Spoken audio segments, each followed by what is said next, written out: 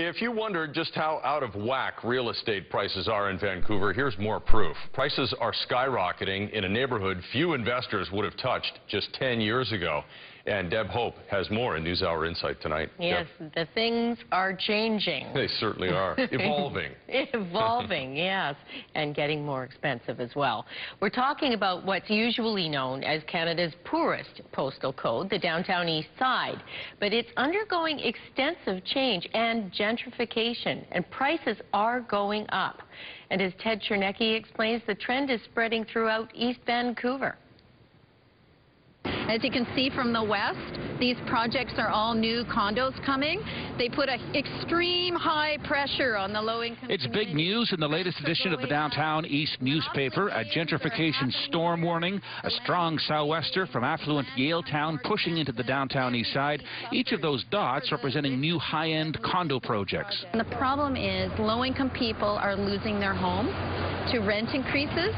And we're losing our opportunity to build social housing in this neighborhood because the land is getting too expensive. The Carnegie Community Action Project has been tracking real estate values looking back to 1995 to this year. Yes, there's more social housing in the area now than there was 17 years ago, but there's far less low-income friendly space, businesses that welcome and cater to low-income people. And there are a lot more of what the project calls zones of exclusion, where upscale building projects are sometimes designed to keep the poor away. So yes, there are redevelopments like the Woodwards project, where the city and province are quick to remind us about how the area is improving. It's not improving for the poor. Rich Coleman bought 1 out of 5 hotel rooms in the Downtown East Side, and now he's renovating that 1 out of 5 rooms. But the other 4 out of 5 rooms that used to rent at welfare and old age pension rates are now renting in the 500, 600, 700, and 800 range, and it's pushing out people who need welfare or disability or old age pension out of the neighborhood. Some of them are going onto the street. Some of them are ending up, you know, the suicidal pressure. Some of them end up in Surrey. It's very dysfunctional. But it's not just the Downtown East Side that's weathering this real estate storm. East Vancouver's single-detached housing is suddenly hot.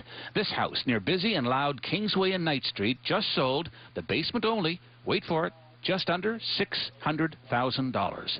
Yes, it's been fixed up, but it's still ultimately a 1,200 square foot basement suite. And nearby residents are crying, there goes the neighborhood.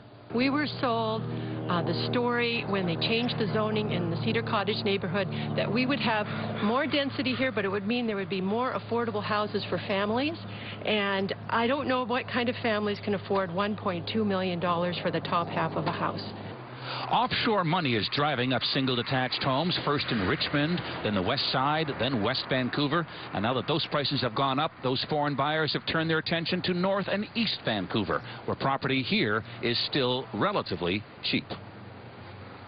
Relatively cheap.